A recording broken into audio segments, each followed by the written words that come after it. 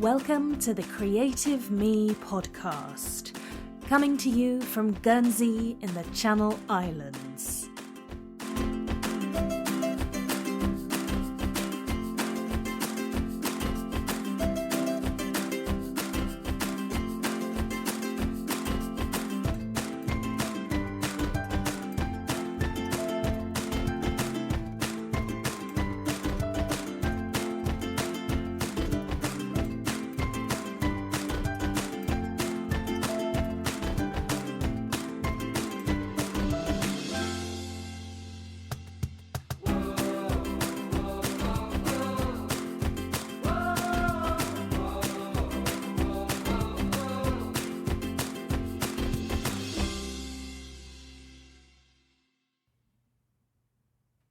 Hello and welcome to episode 22 of the Creative Me podcast. In today's episode, I'm going to reminisce about my blogging journey and share what I've learned. But before I start, I just want to let you know that I have created a really exciting resource library on my blog. And it's available to anyone who is a member of my VIP email list. So if you'd like to access a wide range of really useful resources, for example, my blog and podcast checklist, as well as my ebook about productivity, the quick and dirty guide to getting stuff done, hop over to martinellis.com and sign up for my VIP email list. I'll then email you your password and you can access a very cool library of resources. Okay, let's get on with the episode. In preparation for this episode, I started thinking about how long I've been blogging for, and it turns out it's well over 10 years. My first public blog was actually exercise related. It was a training blog for my first London Marathon.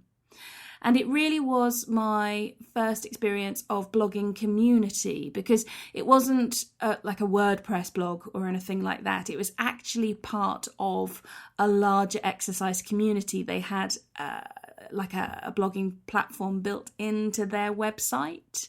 So the result of that was I had really good engagement from other people training for their very first marathon. So that was my first experience of blogging, and it was a fantastic one because I got so many comments and so much encouragement, and also my friends and family who were supporting me during my training all checked in to my blog from time to see how I was getting on. Fairly soon after that, I was bitten by the blogging bug. Say that 3 times fast. And also, I was developing a handmade craft related business. So for a very large chunk of time after that, my blogging activities focused on handmade crafts, in particular knitting and other sort of fun, relaxing things.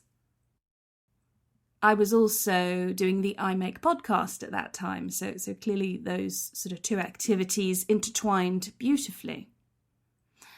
That brings me to my blog of today at martinellis.com, and I blog about small business, creativity and technology. So I've been blogging online for over 10 years, but when I was thinking about my blogging journey, I also remembered that as a teenager, for a number of years, I kept a diary. And I wonder if keeping a diary was almost like a preparation for blogging. I wonder how many bloggers out there kept diaries as teens. The blogging landscape has changed dramatically over the past 10 years. When I think about my first experience of blogging, my motivation for writing was simply that I wanted accountability, encouragement, and I wanted to share my journey of training for my very first London Marathon. I didn't give 2 hoots about search engine optimization. I didn't share my blog posts on social media, I don't think. This was 10 years ago. It was very different to where many bloggers are today. What I'd like to do now is share some top tips with you. These are things that I wish someone had told me when I started blogging. And they're basically things that I've picked up over the past 10 years. So I'm going to share those with you now. I think the most important thing to work out when you're starting a new blog is, what do you want to get from your blog? I'm working on the basis that at the very least you want readers. If you're putting yourself out there, I'm assuming you want people to see what you're putting out there, but are you wanting to get an income from your blog? Are you wanting to review products and get free stuff sent to you? Do you want to build a business off the back of your blog, not necessarily blogging, but perhaps some sort of freelance work, some consultancy? What do you want to get from it? Because when you work that out, it will shape your approach to blogging really clearly. That's the very first thing I would recommend new bloggers suss out. After that, I would, where possible, allocate a small amount of budget to your blog. I appreciate that this isn't always possible for people, but I very much see a blog as an investment. So rather than starting with a free platform like Blogger or Tumblr, I would recommend a Squarespace blog. That's where I wish I'd started, really. I started with a free platform. But if you are in a position to invest, start with Squarespace. There's a very small learning curve, but it's certainly easier than going the WordPress.org route. Most people will recommend you start with WordPress.org where possible. And frankly, for me, it was just too technical. I started with WordPress.com, then moved to WordPress.org, freaked out that it was too technical, went to Squarespace. I was very happy with Squarespace for a number of years, and only when I was confident with my technical skills did I move back to WordPress.org. So if you can invest in, if you can spend a little bit of money on your blogging platform, I would absolutely get started with Squarespace. And the reason is Squarespace blogs look so professional, and they're very, very easy for users to navigate, and I think you'll just love the whole blogging experience off the back of that.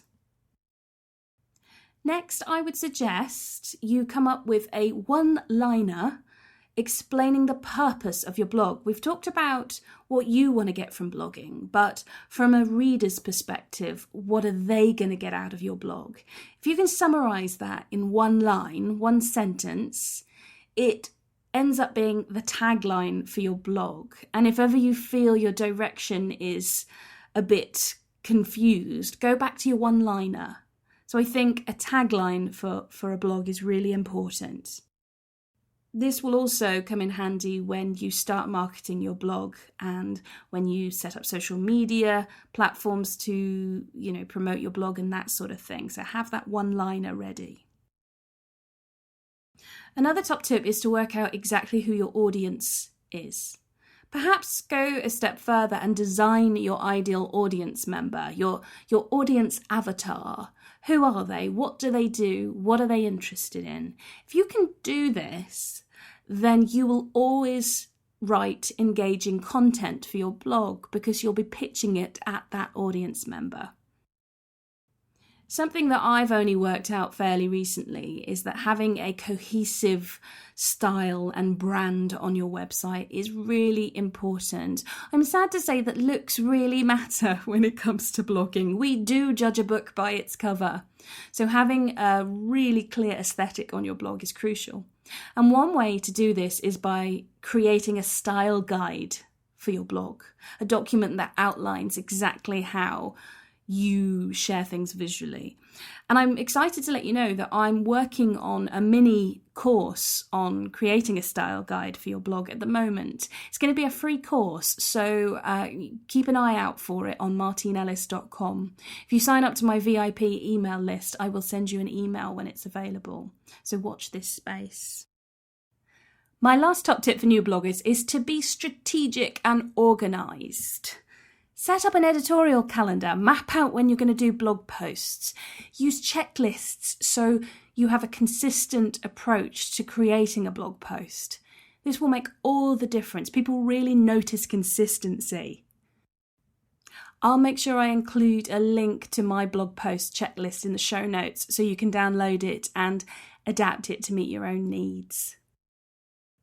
That's all from me today. I hope you've enjoyed the episode. Feel free to leave comments on the show notes or chat to me on social media. You can find me on Twitter if you like, Martine E. Ellis. Thanks for tuning in. I hope you'll join me next week.